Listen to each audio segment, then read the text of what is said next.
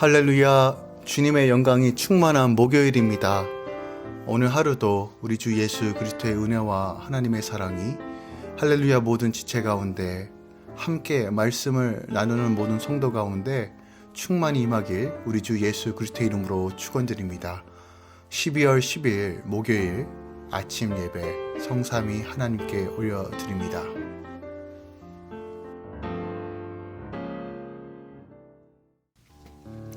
사도신경으로 우리의 신앙을 고백합니다.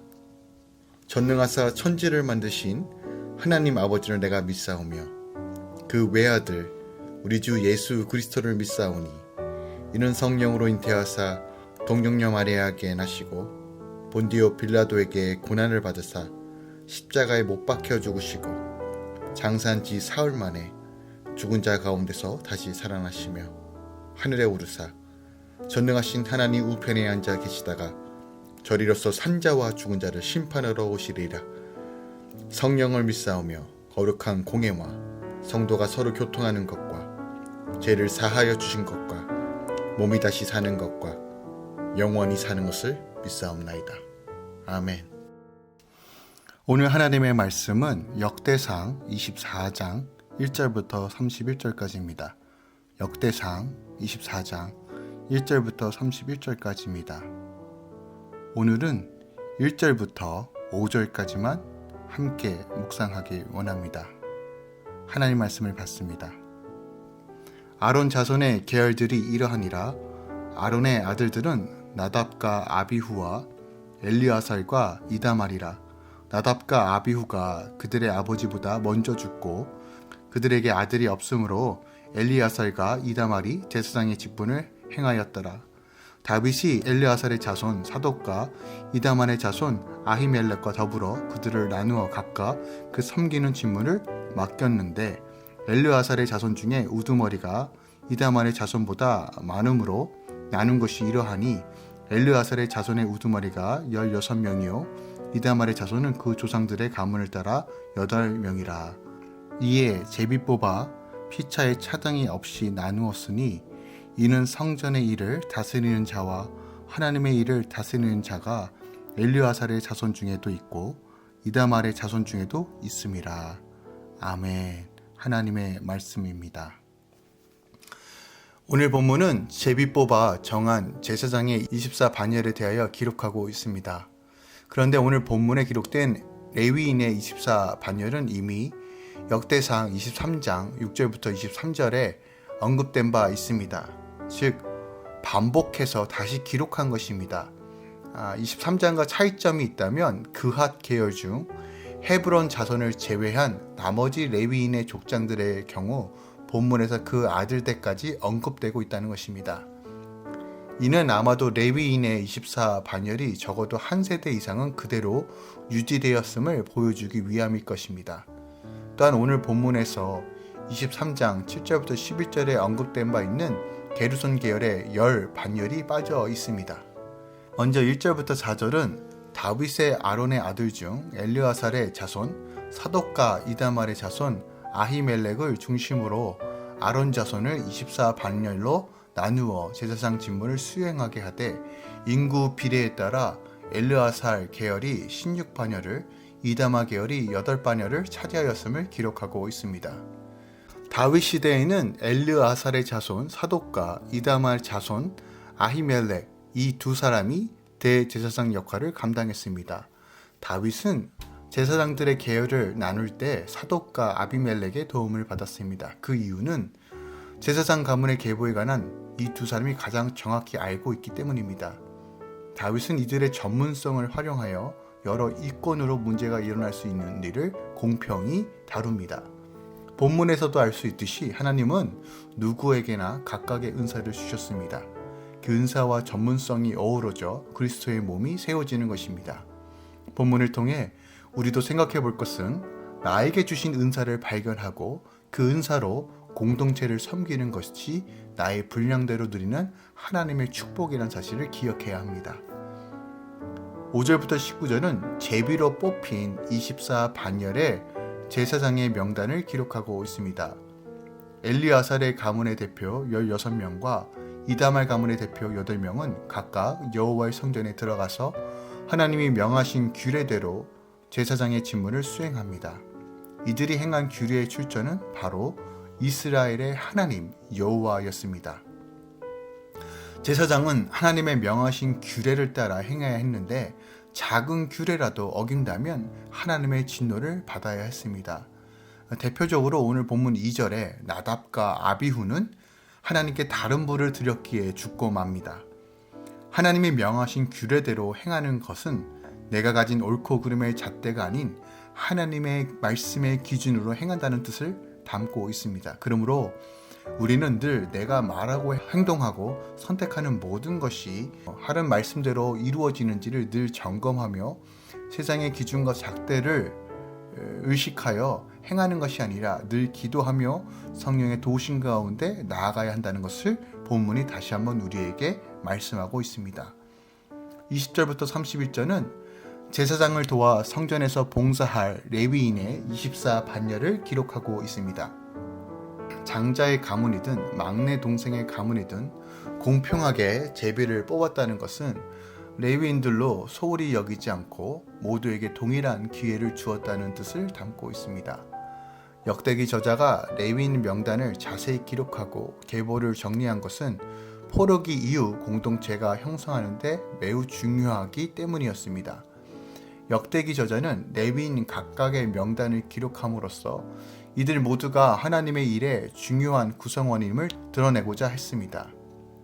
13장에 기록된 레위인들의 명단이 24장에도 반복해서 기록된 것은 이들 한 명 한 명이 하나님 앞에서 바르고 온전한 예배를 드려야 할 사역자였기 때문에 반복해서 기록한 것입니다.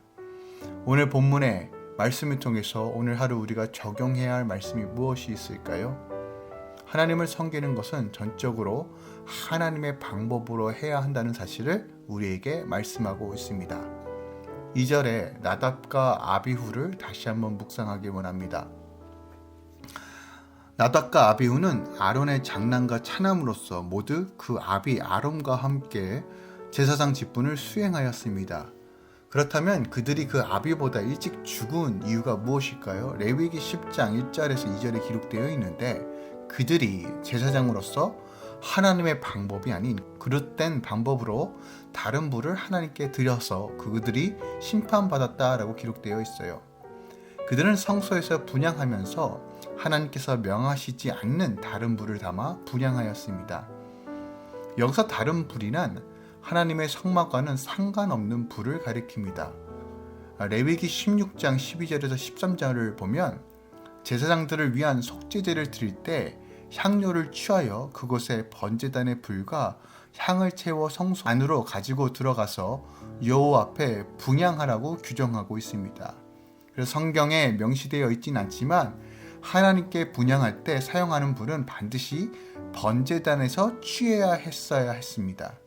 하지만 그들은 그렇게 하지 않은 것입니다. 번제단의 불로 하나님께 분향하는 것은 하나님께 드리는 모든 것의 거룩성을 유지하기 위함이었습니다. 그런데도 나답과 아비후는 자기들 마음대로 외부에서 가져온 불로 분향한 것입니다. 그렇다면 이들이 왜 자기들의 마음대로 불을 가지고 와 다른 불로 하나님을 섬겼을까요? 여러 가지 측면에서 생각해 볼 수 있는데 아마도 그들이 술에 취하여 임의대로 했거나 자만과 오만함으로 하나님의 명령을 그렇게까지 지킬 필요가 있을까 하고 생각해서 행했을 것입니다. 성경은 나답과 아비후가 다른 불로 하나님께 분향한 것은 하나님의 거룩하심을 무시하는 방자한 행위였고 결국 심판받아 죽게 되었다라고 기록하고 있습니다. 이러한 사실을 통해 우리는 하나님을 섬기는 것은 전적으로 하나님의 방법으로 해야 한다는 사실을 가르쳐주고 있습니다. 또한 하나님의 일 또한 하나님께서 공급해 주심으로 해야 한다는 사실도 우리에게 가르쳐주고 있습니다. 그럼 하나님의 방법으로 하나님을 섬긴다는 것은 우리 삶 가운데 어떻게 적용할 수 있을까요? 사무엘상 15장 22절에 보면 사무엘이 사울에게 왜 하나님께서 사울을 버렸는지를 말하고 있는데 이렇게 기록되어 있습니다. 사무엘이 이르되 여호와께서 번제와 다른 제사를 그의 목소리를 청종하는 것을 좋아하심 같이 좋아하시겠나이까.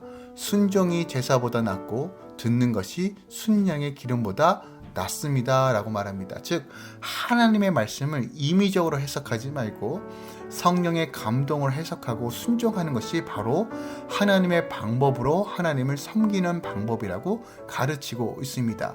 그러니까 자의적인 해석으로 행동하는 것보단 순종하는 것이 제사보다 낫고, 또한 성령의 음성을 따라 한 걸음 한 걸음 나아가는 것이 바로 하나님의 방법으로 하나님을 섬기는 것이라고 우리에게 말씀하는 것입니다. 즉 하나님의 말씀을 임의적으로 해석하지 말고 자의적으로 해석하지 말고 늘 성령께서 무엇을 말씀하시는지를 귀 기르며 그 감동에 따라서 한 걸음 한 걸음 하나님께 컨펌을 받고 나아가는 것이 바로 하나님의 방법으로 하나님을 섬기는 것이다 라고 가르치는 것이에요. 그런데 여기서 우리는 하나님의 말씀이 본질을 깨닫는 것이 매우 중요하다는 사실을 기억해야 합니다.